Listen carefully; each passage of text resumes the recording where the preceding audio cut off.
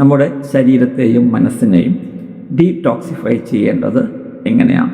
അടുത്തത്, ഭക്ഷണം കഴിക്കുന്നത് മൈൻഡ്ഫുള്ളായി ചെയ്യുക. മൈൻഡ്ഫുൾ കൺസംഷൻ എന്ന് പറയുന്നത് ബ്രീത്തിങ്ങിൽ വരാം, ഭക്ഷണം കഴിക്കുന്നതിൽ വരാം. ബ്രീത്തിങ് കൺസംഷൻ മൈൻഡ്ഫുള്ളായി ചെയ്യുക. നമ്മുടെ ശരീരത്തിനകത്ത് ബ്രീത്ത് പോകുന്നതും വരുന്നതുമെല്ലാം മനസ്സിൻ്റെ കണ്ണുകൾ കൊണ്ട് ഫോക്കസ് ചെയ്ത് കണ്ട് പതിയെ പതിയെ ചെയ്യുക. അതേപോലെ ഭക്ഷണം കഴിക്കുമ്പോൾ ഭക്ഷണം കഴിക്കുന്ന ഓരോ ഭക്ഷണത്തെയും ഓരോ തരിയെയും ഓരോ കയ്യിലെടുക്കുന്നതിനെയും കൃത്യമായി മനസ്സറിഞ്ഞ് ശരീരമറിഞ്ഞ് വായറിഞ്ഞ് മൂക്കറിഞ്ഞ് കഴിക്കുക. അതേപോലെ തന്നെ നമുക്ക് ലഭിക്കുന്ന ഇൻഫർമേഷനിൽ സെലക്റ്റീവ് ആവണം. ഞാൻ ആഗ്രഹിക്കുന്ന ഇൻഫർമേഷൻസേ എനിക്ക് വരാവൂ. അത് സോഷ്യൽ മീഡിയയിൽ വളരെ എളുപ്പമാണ്. അങ്ങനെ ഒരു കാര്യം ശീലിച്ചെടുക്കുക.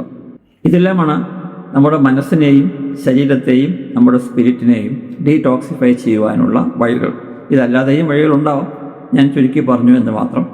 ഇതെല്ലാം നിങ്ങൾ പാലിച്ചാൽ നിങ്ങളുടെ മാനസിക സമ്മർദ്ദവും ശാരീരികമായ ബുദ്ധിമുട്ടുകളും കുറയ്ക്കുവാൻ സഹായിക്കും. ഈ വീഡിയോ ഇത്രയും നേരം കണ്ടതിൽ നിങ്ങളെല്ലാവർക്കും നന്ദി. നമസ്കാരം.